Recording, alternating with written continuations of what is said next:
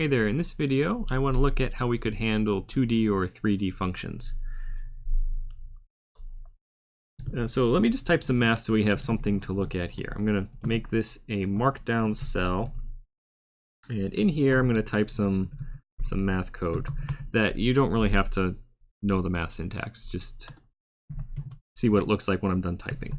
Okay, so we're going to do a double integral of f of x dx dy, and if you think math is beautiful and you want to learn how to type math like that, just look up LaTeX, which is spelled just like latex. Okay, so anyway, this is the kind of function that I want to be able to integrate. It's got a function of 2 variables, so it's a double integral. Now if you think about how you learned to do these in Calc 3 by hand, the way you would do it is you do the inner part of the integration first, the dx, and that would effectively give you a new function, and then you'd integrate that new function with respect to dy and do the outer part of the integral. We can write code that does the same thing. So it evaluates the integral of an integral. And I'll show you how to do that. Your second technique here is to use some built-in functions called double quad and triple quad built into SciPy. I'll show you how to use those, which effectively do the same technique that I'll show you here with a little bit less typing. And your third technique is to make some kind of special purpose integrator, especially if you have a lot of dimensions to your integral. With 2 or 3, not really so necessary, but what if you had a 20-dimension integral? In that case, doing the techniques we use here aren't going to cut it. You need something special. And your go-to technique for a high-dimensional integration is actually Monte Carlo. You think about a one-dimensional integral. If you threw a bunch of darts at a graph and you counted the number of darts that ended up underneath the line, that would tell you that's the area under the line, that's the integral. So in a high dimensional sense, you generate a bunch of high dimensional darts, you throw them and see if they ended up under the high dimensional curve, and that then tells you the integral. Okay, but for our purposes, we're going to just say 2 or 3 dimensions, because that's by far what you see most commonly in physics. Let's make a function f here that we're going to integrate in the first place. So our function function f of x and y. Let's build it around some trig functions just for fun. So I'm going to return np.sin x times np.cos. Let's make it y on 2 just for a little bit of variety here. And I want to integrate that. So here's the basic idea. We're going to create a new function, capital F of just y, whose job is to do the inner part of the integration. So that would be like the part here, the dx part. And then once we're done with that, we can do I_air equals integrate.quad f and then the limits. Let's make our limits 0 to pi for both x and y here. So we'll go 0 to np.pi, and then we could print I.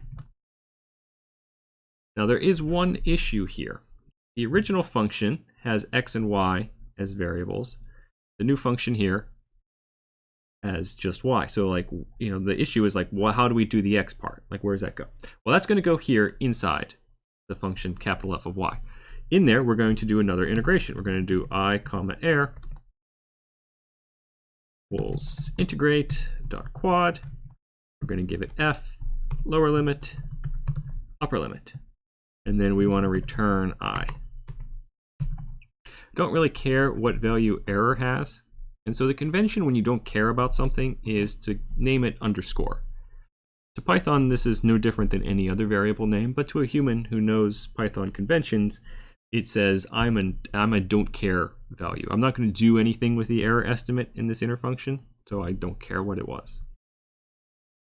All right, now this is going to fail. Let's look at what happens when I run it, because that's a common mistake here. F missing one required positional argument y. So here's the issue.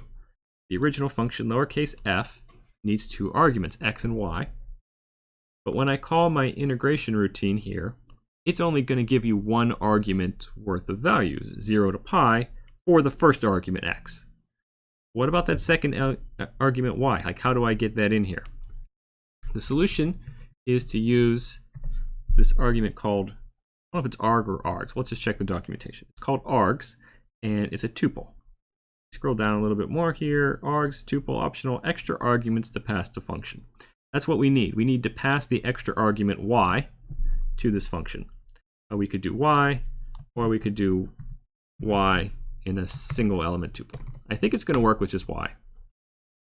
But if we had multiple extra arguments, we'd put them in a tuple. So now let's try running that. There we go. Answer that's just about exactly 4, which is such a round number that, surely we got the problem right. Okay, so that is one way to handle a double integral. A triple integral, you would just add an extra step. Let's look at how we can use double quad and triple quad. So we'll do, the calling convention here is your answer and an error estimate equals integrate.dbl quad, or something similar for triple. It's like TPL, I think, for triple. Double quad, yep, double quad, and let's just check what the other one is. I think it's TPL. TPL quad, okay. Well, we have a 2D function, so we're going to do double quad here. Now, if we look at double quad, it wants the function a, b, g fun, h fun. Okay, and these are all required arguments. See what's going on there? A, b, the limits of the integration in x. Okay, g fun, h fun, callable or float, the lower boundary, function taking a single or float constant boundary. Okay, so what's going on here is when you have a double integral, one set of your arguments might be functions. Like you probably had problems like this in calc class where you had like y's here in your limit. So in our case, we're going to do f. We're going to do 0 to pi for the x limits, 0 to pi for the y limits. Oh, and of course we want to print out the answer. Hey, look at that, the answer is 4. Now suppose we actually did have functions. How would you put those in here? So we can make, just to try this out, we can make a simple function that just returns 0 and just returns pi, just to see how that works. This is a good place to learn about a lambda function.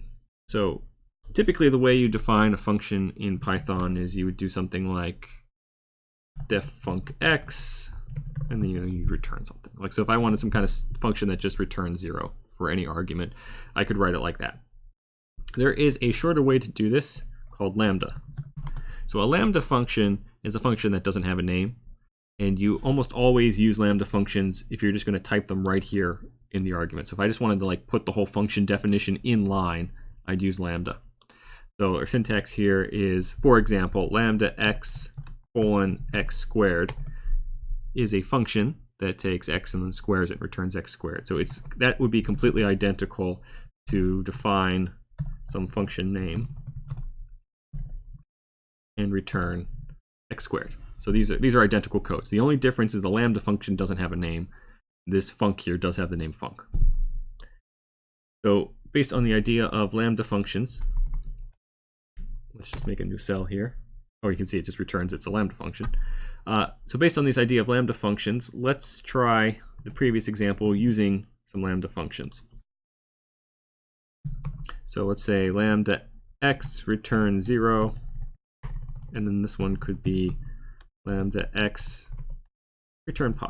So overkill in this case because it could just handle floats. But if you actually had some kind of function, like if you wanted the upper limit to be like x, this is how you would do it. But let's just try it out here with the lambda syntax just to make sure it works, and we still, as we did before, get the answer that's right around 4. Okay, so here we learned how to do double and triple integrals, either by hand by evaluating the inner and the outer part, or by using double quad or the closely related triple quad. We also took a quick look here at lambda functions as a way to inline include functions in places where you need them. In this particular example, it was overkill, but you can easily have a case where your inner limits are themselves functions.